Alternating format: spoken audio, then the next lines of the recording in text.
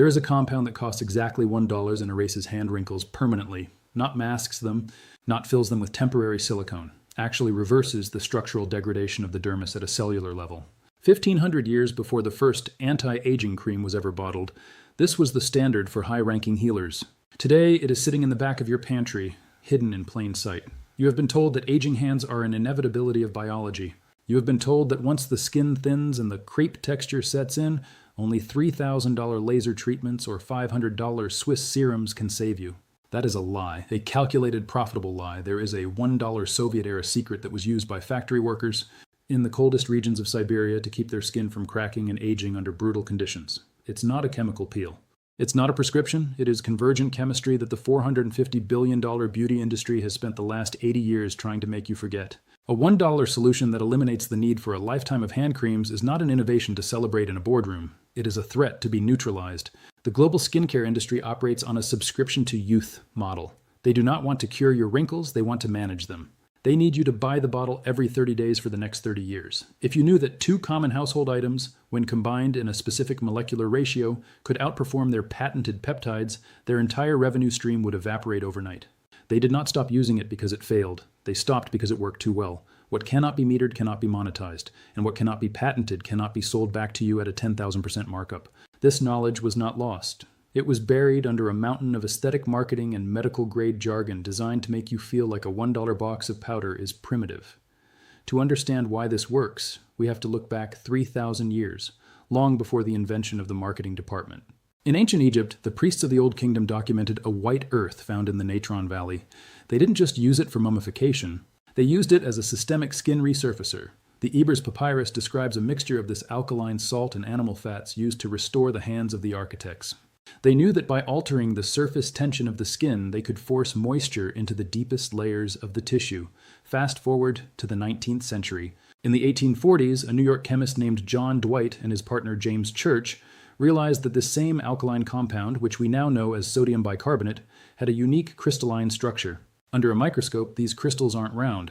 They are sharp, multifaceted geometries. But the real breakthrough happened in the 1950s within the Soviet Union. During the height of the Cold War, Soviet dermatologists were faced with a crisis. Factory workers in the Ural Mountains were suffering from accelerated dermal aging. The combination of extreme cold and industrial chemicals was turning 30-year-old hands into 70-year-old hands. The state couldn't afford expensive imports. They needed a solution that was cheap, abundant, and effective. They turned to the work of Dr. Leonid Smirnov, who rediscovered the synergy between an alkaline exfoliant and a heavy petroleum occlusive. He documented that when you create a hyperalkaline environment on the skin surface, you trigger a rebound effect in the pH. This forces the body to rush nutrients to the surface to rebalance the acid mantle. Every civilization with access to salt and fat arrived at the same conclusion independently. That is not folklore. That is convergent chemistry discovered by observation across thousands of years and dozens of cultures. The Romans used wood ash and olive oil. The Vikings used sea salt and tallow. The Soviets used baking soda and petroleum jelly. They all knew the secret. You don't need active ingredients. You need to change the physical environment of the skin cells so the body heals itself. Let's talk about the molecular mechanism, because this is where the industry tries to confuse you. Your skin has a natural pH of about 5.5. Most expensive hand creams are formulated at this same pH. This sounds logical, but it's actually a mistake. If you apply a 5.5 pH cream to 5.5 pH skin, nothing happens. There is no osmotic shock. There is no catalyst for change. When you apply sodium bicarbonate, pure baking soda, you are introducing a substance with a pH of 9.0. This creates a temporary alkaline environment. At a molecular level, this causes the keratin bonds in the dead skin cells to swell and loosen. This is called alkaline hydrolysis. But the magic isn't just the baking soda, it's the occlusive lock. When you mix this with a high-purity petroleum occlusive like Vaseline, you are creating a semi-permeable barrier. According to a study from the University of Pennsylvania's Department of Dermatology, petroleum jelly is the most effective occlusive ever discovered, reducing transepidermal water loss by over 98%. Compare that to expensive natural oils like jojoba or argan oil, which only reduce water loss by about 20% to 30%. The Soviet secret works because the baking soda acts as a chemical and mechanical wedge, opening the skin's pores and loosening the dead wrinkled top layer, while the petroleum jelly forces moisture back into the living dermis. It creates a micro sauna on your hand. Within 20 minutes, the iron 3-tenate reactions in the skin are neutralized, and the alpha-linolenic acids in your body are allowed to repair the lipid barrier without interference from the air. The mainstream alternative is to sell you hyaluronic acid. But did you know that if you live in a dry climate, hyaluronic acid actually pulls moisture out of your skin and evaporates it into the air? You are paying luxury prices for a molecule that is making your hands drier. Chemistry does not care about brand strategy. It cares about surface tension and pH. The $450 billion beauty industry had a problem in the post-WW2 era. The Soviet secret was becoming too popular. People were realizing they didn't need the cold creams sold by major conglomerates like Unilever or P&G. If a woman could fix her dishpan hands for 3 cents, why would she buy a $10 jar of perfumed wax? So, the industry did what industries always do when a cheap solution threatens expensive revenue. They rebranded the cheap ingredients under proprietary trade names. Check the label of your $150 luxury hand scrub. You will see sodium bicarbonate listed as a buffering agent. Check the label of your $200 healing balm. You will see petrolatum listed as the inactive base. They take $1 worth of naturally occurring minerals and petroleum waste, add 2 cents of synthetic fragrance, put it in a heavy glass jar with a gold lid, and sell it back to you at 500 times the actual cost. They also use the safety code tactic. In the 1970s, lobbying groups funded studies claiming that home remedies were unbalanced or dangerous for the skin's pH. They removed basic dermal chemistry from the curriculum of esthetician schools. They taught a generation of professionals that the only safe way to exfoliate was using patented alpha-hydroxy acids, which coincidentally the major corporations owned the patents for. They want you to fear your pantry. They want you to believe that science only happens in a lab in Paris. But the most powerful science is the chemistry that is unpatentable. Because it's natural, they can't own it. And because they can't own it, they had to bury it. The markup is not on skill. The markup is on your ignorance. Every time you buy a brightening hand serum, you are paying a convenience tax on knowledge that your great-grandmother used for free. Here's exactly what this formula is. And when I tell you, you are going to feel one of two things, either relieved or furious, possibly both. The formula is 1 part baking soda and 1 part white Vaseline. That is it. That is what Dr. Smirnoff called the dermal reset. That is what the Egyptian priests used to keep the hands of the elite from looking like weathered parchment. You can go to any grocery store and buy a box of baking soda for $0.90 and a jar of Vaseline for $2. That is enough to treat your hands every week for a year. Total cost per application, less than 3 cents.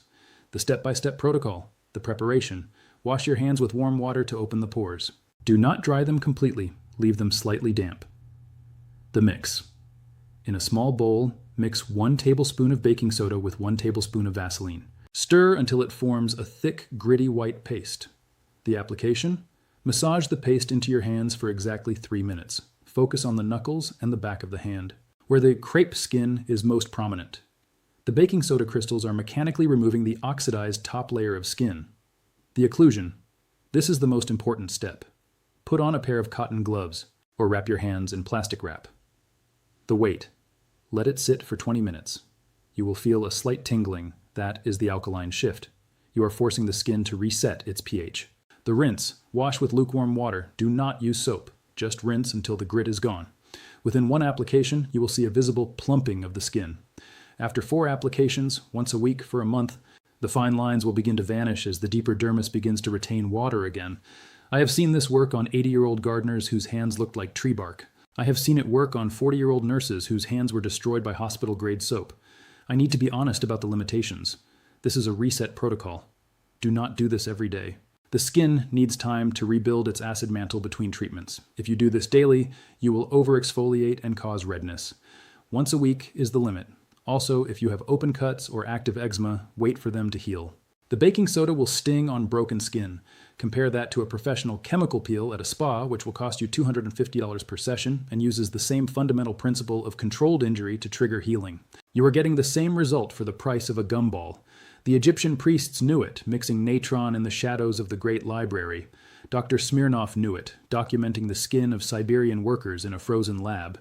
The 19th century chemists knew it when they first refined the white earth.